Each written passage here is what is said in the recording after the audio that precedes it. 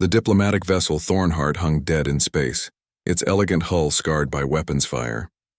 Inside, the Felrathi delegation had been trapped for 6 days, their distress beacon finally answered by the human frigate Resolute.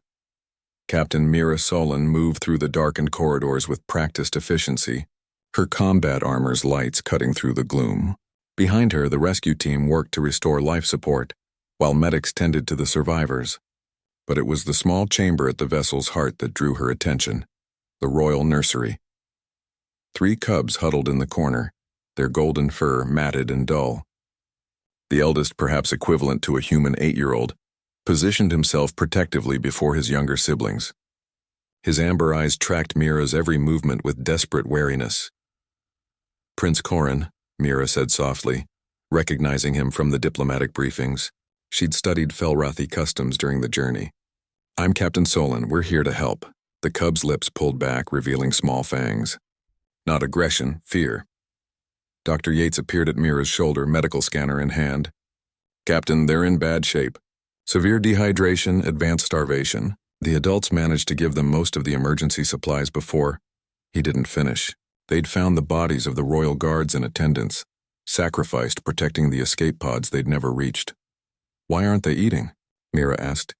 The Felrathi survivors had accepted human rations gratefully, but Lieutenant Chen had reported the cubs refused everything offered. "Cultural taboo," Yates explained quietly. "Royal cubs can only eat food prepared by their bonded caretakers or blood relatives. It's about poison prevention, goes back thousands of years. They're literally programmed to starve rather than break the protocol." Mira's jaw tightened. 6 days without proper food. How much longer did they have? Prince Corin's siblings whimpered softly behind him. One, barely more than a kitten, had stopped moving entirely. The prince nuzzled her gently, making soft churring sounds, but his own strength was fading. "There has to be something," Mira muttered. "We've tried everything. Their instincts are too strong. Even with their attendants gone, they can't override." Mira held up a hand. An idea was forming, wild and probably stupid, but she'd built a career on trusting her gut. She unclipped her belt pouch and pulled out a standard-issue combat ration bar, the same ones she'd lived on during the Centauri campaign. Tasteless, nutritionally complete, and universally despised by every soldier in the fleet. "What are you doing?" Yates asked. Mira ignored him. She broke the ration bar in half, then bit into one piece herself. She chewed deliberately, maintaining eye contact with Prince Corin. The cub watched, confused. Then Mira did something no Felrathi would ever do. She ate food not prepared for her station, not blessed by ceremony, not served with ritual. She ate a warrior's ration, plain and unadorned, and then she offered the other half to the prince. "In human culture," she said softly, "when soldiers share rations in the field, we become battle kin. We trust each other with our lives. This food kept me alive on 3 different worlds. It's not poisoned. It's not pretty, but it's honest." Prince Corin stared at the offered bar. His whole body trembled with conflicting instincts. Mira set the bar on the floor between them and stepped back.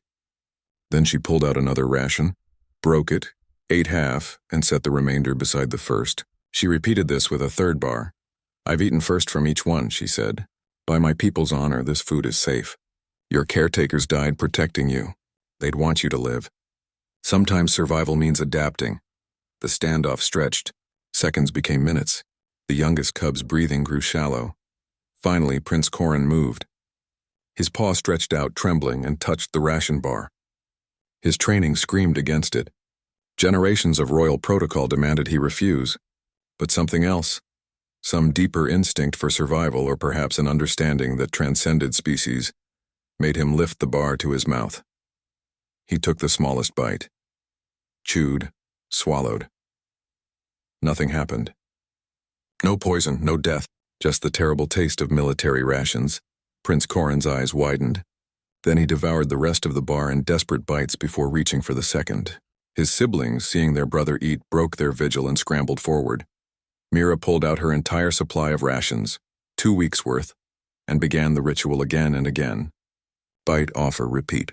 Dr. Yates caught on and did the same. Soon other crew members joined, forming a circle around the cubs, each human eating first from their rations before sharing. An hour later, with IV fluids supplementing the food and color returning to their fur, Prince Corin approached Mira. He was still weak, still grieving, but alive. He pressed his forehead against her armored knee, a gesture of profound trust among his people. "Battlekin," he whispered in halting standard. "Understand now. Human way." Mira rested her hand gently on his head. "Sometimes the strongest protocol is knowing when to break protocol. Your attendants taught you to survive. Today, you honored their memory by choosing to live." As the Resolute carried the survivors home, word spread through the Felrathi Empire about the human captain who'd fed their royal cubs from her own hand. It sparked debate, controversy, and eventually change. Traditional protocols were revised. New bonds were formed, and Prince Corin never forgot the taste of those terrible rations, or the warrior who taught him that honor sometimes means adapting, that survival requires trust, and that family can be found in the most unexpected places. Years later, as Emperor Corin signed the formal alliance between their peoples, he shared a private meal with Ambassador Solon. The menu included a single item that made both of them smile despite its awful taste: Terran's standard combat ration, Barform Nutrition Complete. Battlekin, after all, never forget where they came from.